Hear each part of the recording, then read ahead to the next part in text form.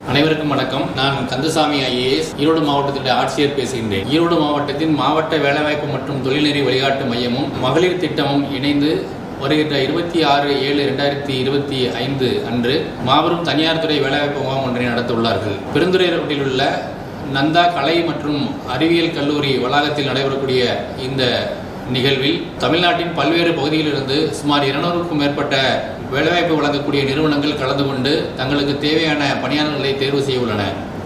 இந்த முகாம் காலை 8 மணியிலிருந்து மாலை 5 மணி வரை நடைபெற உள்ளது.